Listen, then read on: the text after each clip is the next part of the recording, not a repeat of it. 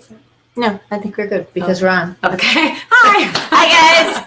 How are you? Welcome to our Facebook Live. Lauren and I were just discussing the merits of putting dogs who shed in T-shirts. Yes, my dog's a big shedder, and Kathy was saying that her dog here is shedding, so it's crazy. Yeah. I'm always lint rolling everything, but the way that we make that better is stick the dog in a T-shirt. Mm-hmm. They shed in the T-shirt, and then you just wash it. So it doesn't eliminate it totally. Yeah, or if you want to be fashionable, you can get a really nice onesie, but whatever's better for you. And then the holidays are here, so you can get a holiday-oriented sweater. That'd be cool. Oh, yeah, with like candy canes or like Santa on it. Oh, it'd be so cute. Wait, I'm going to show you the one I bought. Hold on. Okay. It's too small, but I'm moving your chair. Can you sit further back? Oh, it's cute. See? It's so cute. Wait, what size is that? It's size too small. Yeah, it's size like 17 sizes too small. She's a big dog. Yeah, she's big. It says large, just so you know. Youth large. Don't you hate that? When it says large, and it's not about the size. It's just about how it looks. So what is it supposed? It should be like a triple XL. I don't know.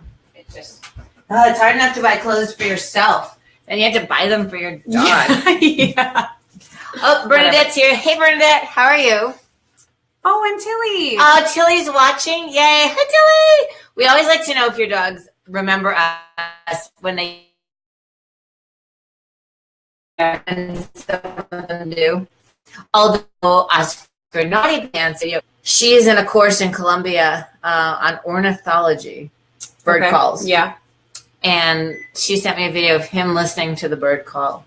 Really? Yeah, that was a whole seminar, and he was enthralled. Huh. I thought she was going to say he heard like our thing, and I would like to know what his reaction would be. Probably ran the other way. How'd she find out where I live? Yeah. Oh, crap. Okay, well, speaking of running, that's a lovely segue into what we're talking about today. Mm-hmm. And what we're talking about today is when your dog gets lost, which we hope it never happens to you. But we were talking about it in the live yesterday in the student group. By the way, if you're a student and you come to classes with us, you should email me and let me know that you're not in our Facebook group, we'll be on Tuesday. We'll be in that group next week, and it's just for students. We talk about problem solving and things like that. So it's really fun. Don't worry, we'll still be here occasionally, but we're going to move over to a lot of this content going in the student group. So if you're a student and you haven't done that, just email me and I'll give you all the information.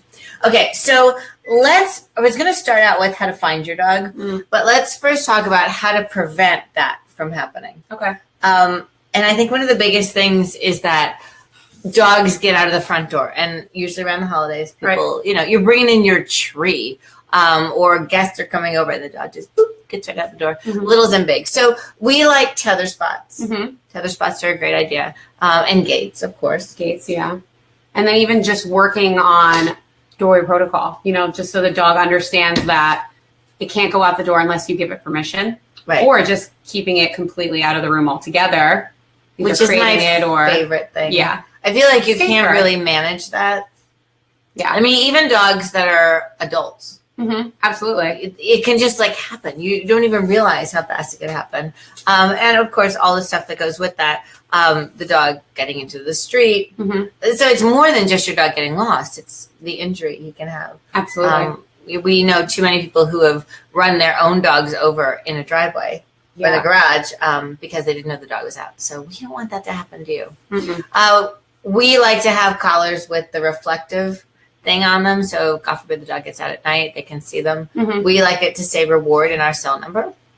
Yeah. So if, like Kathy always says, if they find your dog and they're like, Rover, sit, Rover down, and it listens, they want to keep it. So, and we always say, but if your dog is rotten and you don't think that's a problem, you can put his real name on. My dog has his name on it, like all his commands. I'm just thinking about that. My mother used to say, I never worried about if you got kidnapped. They'd bring you back really fast. Wow. It's hilarious. Yeah. Thanks, Mom. Thanks, Mom. I talked a lot. That was it. Oh, I didn't talk much. Really? No, I was pretty quiet. I remember she said to me once, it's so good that you have a profession where people pay to hear you talk all the time. Like, thank you. I don't know. Thanks, Mom. All right, we'll have another Facebook Live about mothers and the interesting things that they say, but not today. / therapy session. Okay, so let's talk about what you're going to do if you, God forbid, find that your dog is lost. And now it can happen a number of different ways. One of the ways it happens is somebody's at your house and they don't realize the dog got out. Right, yeah. I mean, that's usually what happens. I mean, people are, like, especially around the holidays, people are coming in and out, you know. You're worried about the turkey or the ham or something, and someone comes in and the dog goes right out, right between their legs, you know. Or grandma's trying to get in the house and the dog's just like, oh, excuse me. I've had so many students say their dog is lost and then they found them in the garage. Yeah. Because they were unloading groceries out of the car. Yeah. And they close the door and they're just in their little thing and they're like, oh my God, I was panicked. I called the police, blah, blah, blah. And I opened the garage door to get in the car to go look for the dog, and that's where he was. Yeah, and that's never happened to me, but my dog used to, like I told you guys the last time, my dog got locked in the pantry. I wasn't concerned because it was just like, where's Ayla? And then I just hear like little digging at the door. I'm like, oh, you're in the pantry. Ayla likes the pantry. Let me get you out of there. There's good stuff in the pantry. Also, if you have a fenced in yard and the gate is left open and you don't know it, that happened to one of our students. Her mom let the dog out in the yard and didn't realize the landscapers didn't close. And that was a very scary ordeal because she wasn't home. It was her mom and she had to come in from work, drive from the city. And it was just awful. That actually happened to my neighbor last week. I had boarding dogs and I was, you know, hanging out, and my sister looks out the window and she goes, there's a little white dog outside. You know, like, do you have a little white dog? I'm like, no. So I go outside and it's my neighbors from across the street. I guess they were getting landscaped. Right. And the landscaper was outside blowing leaves with the door open, and somebody must have left the dog out. So I just scooped the dog up and I walked over. I'm like, is this your dog? And they were like, he was like, yeah, where'd you get my dog from? I'm like, he was on my lawn. I'm like, it's okay. You know, but Elisa just had that happen too. Yeah, last week at guard practice, she saw a dog. And of course, my daughter pulled over, picked up the dog. Well, yeah, of course. Looked at the tag, brought it over. And you know what the lady said? I didn't even know that my dog was lost. Most of the time, people don't know, you know, like you don't know that the gate's open, or you don't know that the kids open the door, or whoever. And that's majority of the time when dogs get lost, they don't know. No. And we have a couple dogs that do that at the school. They leave their yards and they come visit us at the dog school. Oh, there's one that comes at least twice a week. They like us.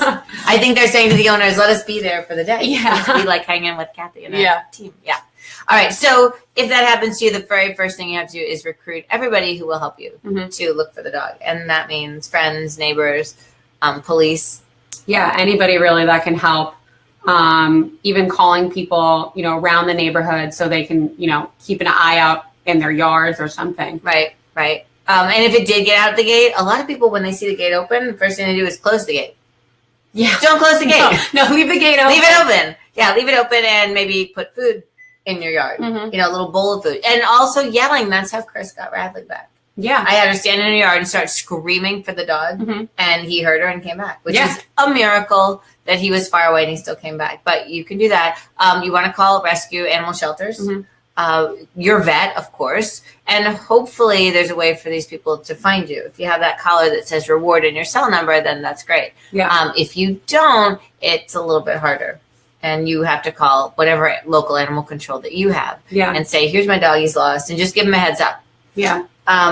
Or even calling a vet's office too, because some dogs have microchips. Yep. So just in case, you know, calling a vet's office and see if they found a dog or something like that. Yep. Drive around in your car. Yeah. Yelling out the window.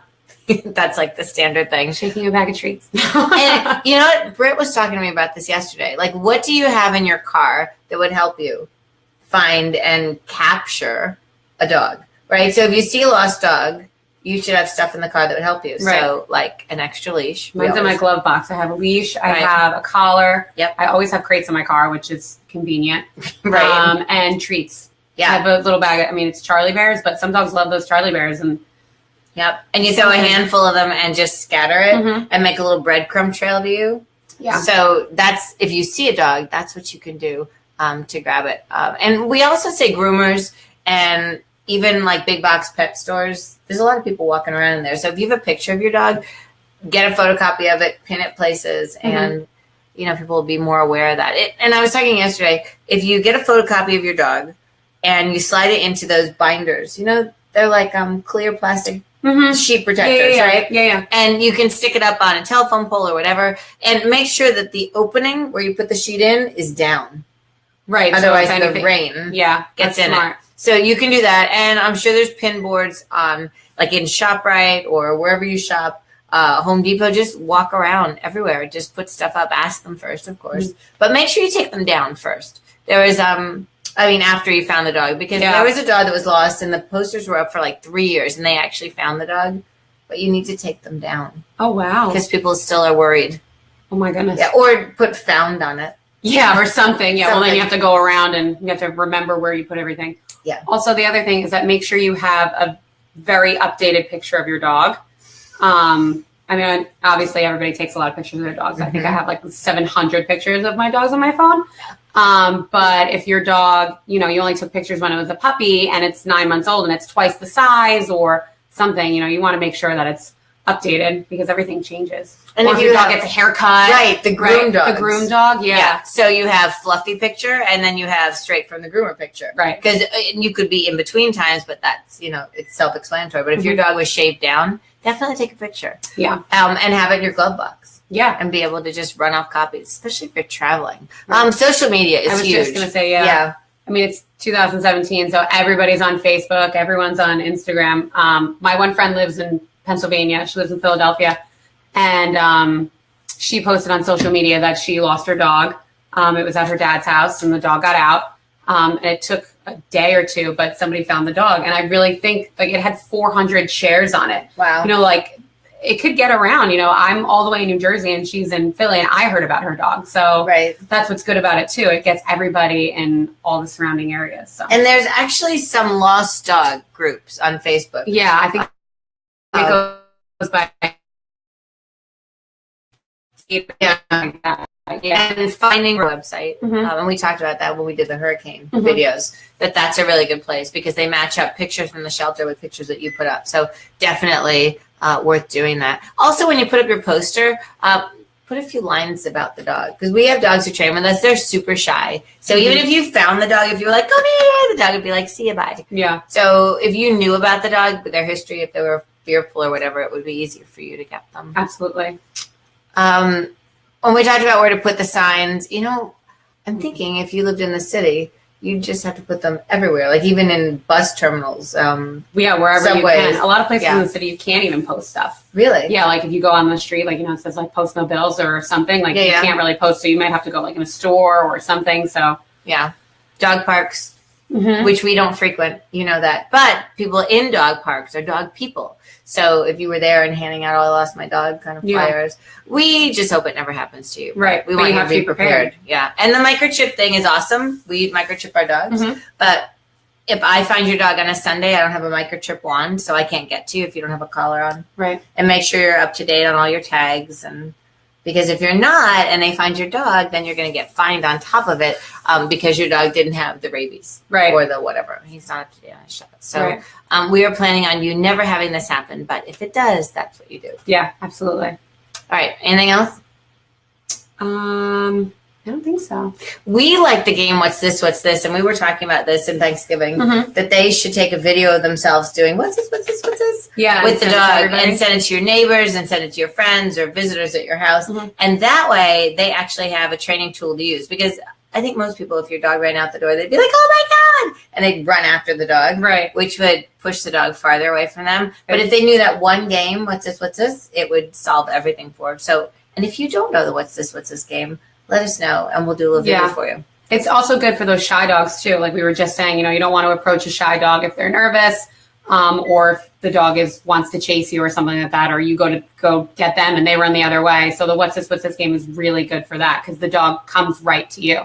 So, and you could also be doing a lot of collar grabs because if somebody finds your dog, they're going to have to grab their collar. Right. And if your dog says, don't touch my collar, they're going to have a harder time getting the dog. Right. So those are things that you want to have locked down. So again, even people who didn't know, we teach the dogs collar grab. So we go in slowly, but then we also teach that we can grab your collar. And that takes a while for them to get used to, but we back it up with high value treats so that that's what somebody's going to do. They're getting close to your dog and they're sneaking up on it and then they go to grab them. If your dog spooks away from that, it's going to be a problem. Right. So the collar grab is really important. And if you don't know it, let us know. We'll teach you that too. Yeah. And even catching them off guard, in the kitchen, you reach down, grab their collar, or